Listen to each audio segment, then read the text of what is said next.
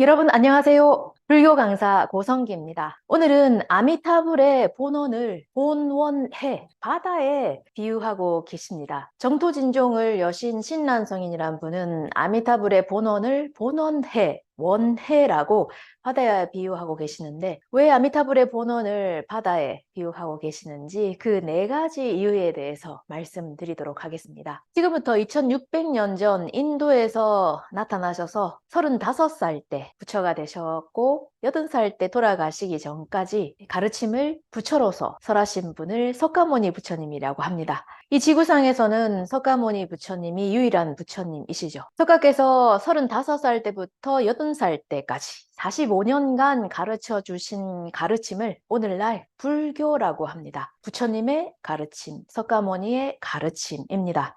그 가르침은 경전이 되어서 남아 있습니다. 7천여 권 이상의 경전으로서 남아 있고, 이것을 오늘날 일체경 아니면 일대교라고 합니다. 이 일대교에는 팔만대장경에는 어떤 가르침이 있는가? 석가께서는 무엇을 가르쳐 주시기 위해서 우리들에게 이토록 많은 경전을 남기셨을까? 석가 가르침의 목적은 무엇인가입니다. 석가께서 설하신 일체경 7천여 권 이상의 경전을 다 읽은 사람이 아니면 알 수가 없겠죠. 읽어도 그 뜻을, 석가모니의 그 참 뜻을 이해하지 못하는 사람은 알 수가 없습니다. 그렇기 때문에 석가께서 설하신 7천여 권 이상의 일체경을 다 읽지 않고 석가의 가르침은 이런 것이다, 이것이 바로 석가의 가르침이다 라고 말하는 사람이 있다면 정말 무책임한 사람입니다. 7천여 권 이상의 일대교를 몇 번이나 독파하신 분 중에 한 분이 정토진종을 여신 신란성인이라는 분입니다. 신란성인께서 쓰신 교행신증 속에 신란성인께서는 이렇게 말씀하십니다. 열애 소위 흥출세 유설미타 본원해. 열애라고 하는 것은 석가열애를 말합니다. 석가열애가 이 지구상에 흥출, 나타나신 소위, 목적은 석가께서 2600년 전 인도에서 나타나셔서 부처가 되셨고 가르침을 설하셨습니다. 그 목적은 어디에 있는가? 무엇을 가르쳐 주시기 위해서 석가는 가르침을 설하셨는가? 그것은 바로 유설이다. 유설. 유는 유일한 유입니다. 단 하나를 설하시기 위해서였다. 설하신다는 것은 가르쳐 주신다는 것과도 같습니다. 단 하나를 가르쳐 주시기 위해서 석가는 불교를 설하셨습니다. 그렇기 때문에 이 단 하나를 아는 것은 아주 중요합니다. 석가께서 설하신 이 단 하나를 알면 불교 전체를 아는 것이기 때문에 무엇을 설하셨는지 그 단 하나 아주 중요하죠. 신라성인께서는 유설 미타 본원회라고 말씀하십니다. 미타 본원회. 아미타불의 본원 하나였다라고 말씀하십니다. 아미타불이라고 하는 부처님의 본원, 진정 바라고 계시는 것, 진짜 원하고 계시는 것, 본원을 약속이라고도 합니다만 아미타불의 약속 하나를 설하신 것이 석가모니 부처님의 불교 가르침이다. 그 아미타불의 본원을 여기서는 본원해라고 바다에 비유하고 계십니다. 왜 아미타 부처님의 본원을, 약속을 진짜 바라고 계신 것을 바다에 비유하셨을까요? 그것에는 네 가지 이유가 있습니다. 첫 번째 이유는 이 바다라고 하는 것은 넓습니다. 이 지구상에서 가장 넓죠. 이 지구상에 있는 이 바다와 육지, 대륙의 면적의 차이는 바다가 7, 대륙이 3, 바다가 훨씬 넓습니다. 이 지구상에서 가장 넓은 것은 바다. 그렇기 때문에 아미타 부처님의 본원을 이 지구상에 있는 것과 비유한다면 이 바다 이상 넓은 것이 없기 때문에 바다에 비유를 하셨습니다. 왜 넓은 아미타불의 본원이라고 말하셨는지, 그것은 아미타 부처님의 본원을 보면 확실히 알 수가 있습니다. 여기에 나와 있는 아미타 부처님의 본원, 대무량수경 속의 아미타 부처님의 본원입니다. 대무량수경은 석가께서 설하신 경전이지만 이 말씀은, 아미타불의 본원은 아미타 부처님의 말씀이십니다. 아미타 부처님께서 약속하시고 계시는 말씀이죠. 그 안에 설화득불 시방중생이라고 있습니다. 아미타 부처님께서는 약속을 하고 계시는데, 약속을 할 때는 우리는 상대가 있죠. 누구와 약속을 하는가? 그 약속하는 대상이 누구인가입니다. 나는 당신과 약속하겠습니다. 나는 우리나라 사람들과 대통령이라면 약속을 하겠습니다. 이렇게 약속에는 대상이 정해져 있습니다. 한정되어 있죠. 그러면 아미타 부처님의 약속의 대상은 누구인가? 누구와 아미타 부처님께서는 약속하고 계시는가? 여기에 시방 중생이라고 있습니다. 시방 중생의 시방이라고 하는 것은 불교에서는 십방이라고 쓰고 시방이라고 있습니다. 대우주를 말하죠. 대우주를 시방이라고 말하며 중생은 모든 살아있는 생명들을 말합니다.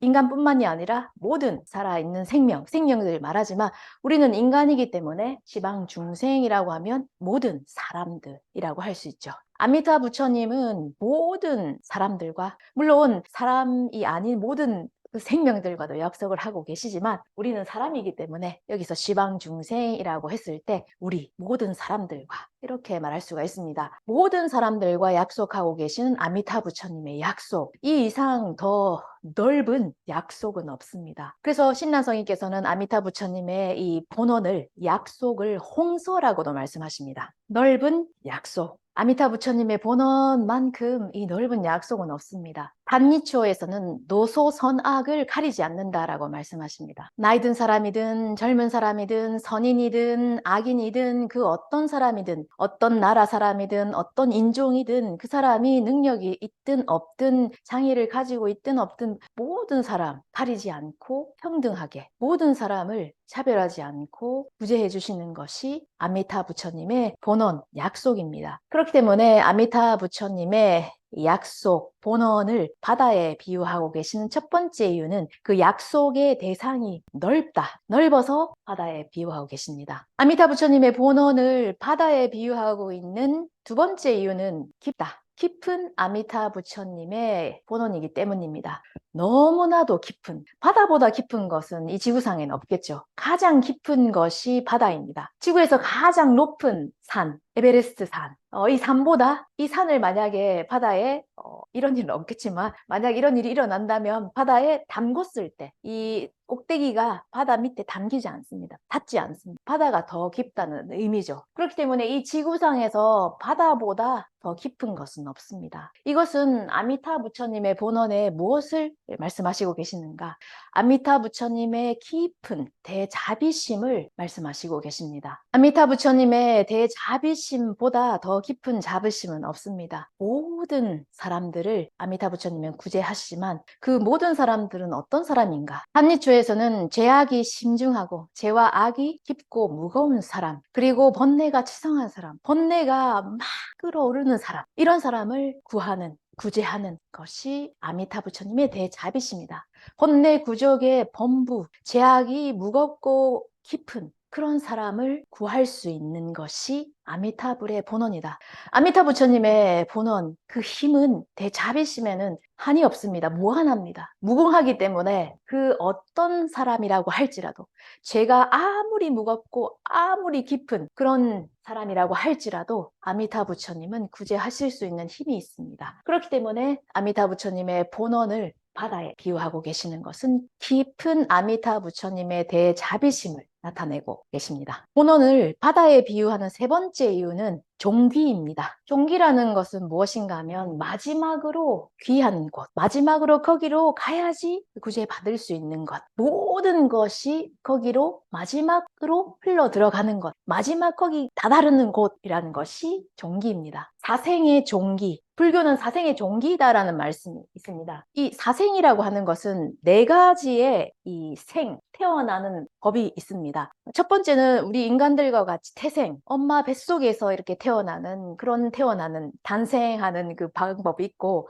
두 번째는 알로서 태어나는 것, 세 번째는 습생, 아주 습한 곳에 이 벌레 같은 그런 것들이 한꺼번에 확 이렇게 태어나는 것, 이런 것도 있습니다. 그리고 네 번째는 화생, 꿈에서 예를 들어서 돌아가신 가족이 확 나타나서 확 없어지죠. 그런 것처럼 이렇게 갑자기 확 나타나서 확 없어지는 이런 태어나는 생도 있습니다. 우리가 극락에 가서 태어나는 것은 연화화생이라고 해서 이런 네 번째로 확 극락에 가서 확 태어납니다. 엄마 뱃속에서 극락에 가서 태어나서 갓난아기가 점점 커서 어른이 된 그런 것이 아니라 연화화생이라고 해서 극락에서 확 태어나는 거죠. 그리고 지옥화생이라고 해서 지옥에서 태어나는 것도 같습니다.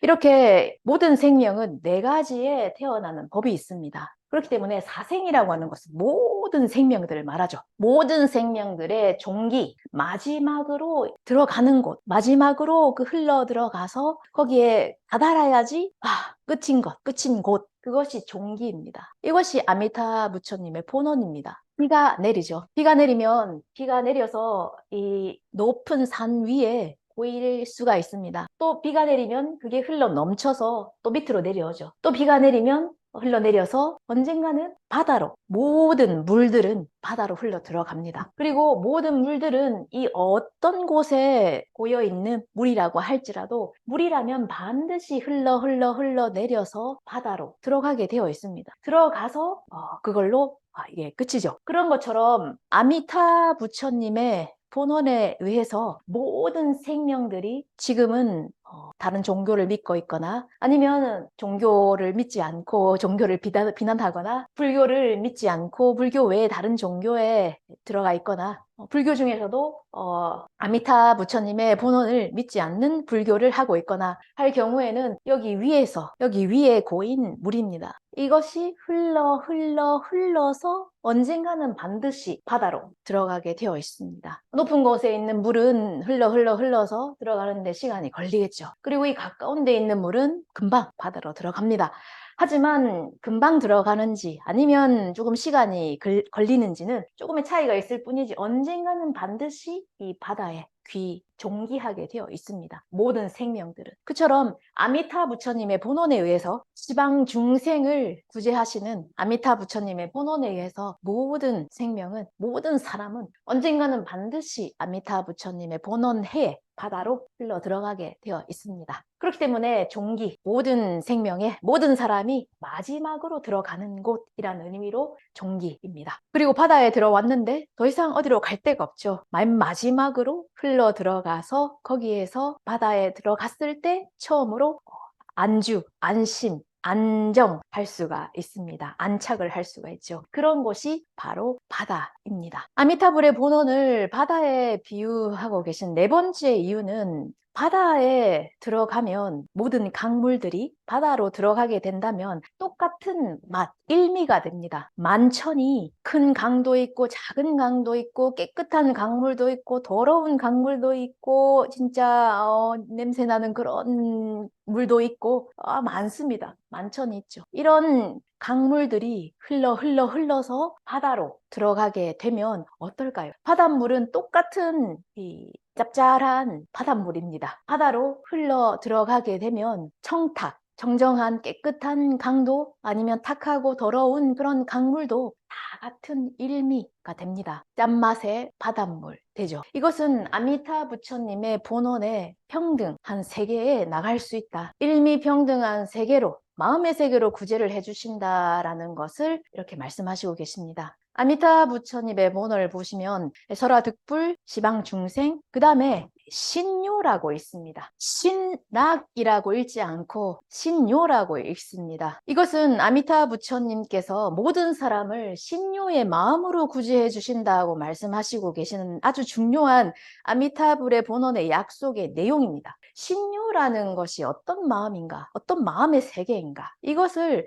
알기 쉬운 말로 표현을 하자면 절대 행복입니다. 아미타 부처님께서는 모든 사람을 평등하게 모든 강물이 바다로 흘러 들어가면 똑같은 일미, 같은 맛이 되듯이 모든 사람들을 평등한 절대 행복으로 구제해 주신다. 절대 행복으로, 신요로 구제하겠다라고 약속을 하고 계십니다. 모든 사람들입니다. 아미타 부처님으로부터 구제를 받으면 일미, 평등한 절대 행복의 세계에, 마음의 세계에 나갈 수가 있습니다. 이 사람은 대안심, 대만족하는 절대 행복, 신요로 구제해 주신다. 차별 없이 평등하게 모든 사람들을 똑같은 맛으로, 똑같은 맛이라고 하는 것은 절대 행복으로 구제를 해 주시기 때문에 아미타 부처님의 본원을 바다에 비유하고 계시는 그 네 번째 이유는 바다에 모든 강물이 흘러 들어가게 되면 똑같은 맛이 되듯이 모든 사람들은 그 어떤 사람이라고 할지라도 아미타 부처님으로부터 구제를 받으면 구제를 받을 수가 있습니다. 이런 사람은 구제한다, 이런 사람은 구제하지 못한다가 아닙니다. 깊은 아미타 부처님의 대자비심으로 인해서 모든 사람들을 구제할 수 있습니다. 그 구제하신 그 세계는 모두 평등한 일미평등의 절대 행복, 신요로 반드시 구제해 주신다고 약속을 하고 계시기 때문에 바다의 신라성인은 비유를 하고 계십니다. 오늘은 아미타 부처님의 본원을 본원해 아니면 원해라고 바다의 신라성인께서는 비유를 하고 계십니다. 그 네 가지 이유에 대해서 오늘 말씀드렸습니다. 아미타 부처님의 본원은 그 약속 대상이 시방 중생으로 넓기 때문에. 두 번째는 아미타 부처님은 모든 사람들을 구제할 수 있는, 아무리 죄가 깊고 무거워도 구제할 수 있는 그 대자비심이 깊다. 바다 이상으로 깊은 것은 없기 때문에 바다에 비유를 하셨다. 그리고 세 번째는 모든 생명들은 사생의 존귀하는 곳이 바로 바다이기 때문에 모든 생명들이, 모든 물들이, 강물도 마찬가지고 모든 물들이 마지막으로 들어가서 안주할 수 있는 곳은, 안심할 수 있는 곳은 바다입니다. 그렇듯 우리 사람들도, 모든 생명들도 마지막으로 들어가서 안주할 수 있는 곳, 안심할 수 있는 곳, 그것이 바로 아미타 부처님의 본원이기 때문에 마지막으로 귀하는 곳, 들어가는 곳, 마지막으로 귀하는 곳이라는 의미로 종기라고 말씀하셨습니다. 그리고 이 바다에 들어가면 그 어떤 강물이라고 할지라도 똑같은 맛, 일미, 짭짤한 바닷물, 소금물입니다. 그렇기 때문에 모든 사람들이 아미타 부처님의 본원에 구제를 받으면 일미평등한 절대 행복, 신요의 마음의 세계로 구제를 받는다. 마음의 세계, 이 절대 행복, 신요로 구제를 받은 사람은 살아있을 때, 일념에 구제를 받은 사람은 언제 죽어도 극락에 가서 부처로 태어날 수 있는 왕생 일정이 정해지는 이 세계에 나아갈 수가 있습니다. 그렇기 때문에 신란소인께서는 본원을, 아미타불의 본원을 바다에 네 가지 이유가 있기 때문에 비유를 하고 계십니다. 오늘은 본원을 바다에 비유하는 네 가지 이유에 대해서 말씀을 드렸습니다. 예전에 제가 불교를 기초부터 배우고 싶다, 아니면 정토불교에 대해서 더 자세하게 알고 싶다는 분이 계셔서 배울 수 있는 것을 지금 준비하고 있습니다 라는 영상을 전에 올린 적이 있습니다. 지금 준비를 하고 있고 조금만 있으면 여러분들에게 알려드릴 수 있는 곳까지 왔습니다. 그래서 요즘엔 좀 유튜브 올리는 것이 뜸했는데 앞으로는 좀 자주 올릴 수 있을 것 같습니다. 불교 가르침을 통해서 서로 소통하고 그리고 함께 배울 수 있는 이 사이트를 하루라도 빨리 공개할 수 있는 날이 오기를 기다리며 열심히 준비를 하겠습니다. 구독과 좋아요는 저에게 큰 힘이 됩니다. 오늘도 끝까지 시청해 주셔서 감사합니다.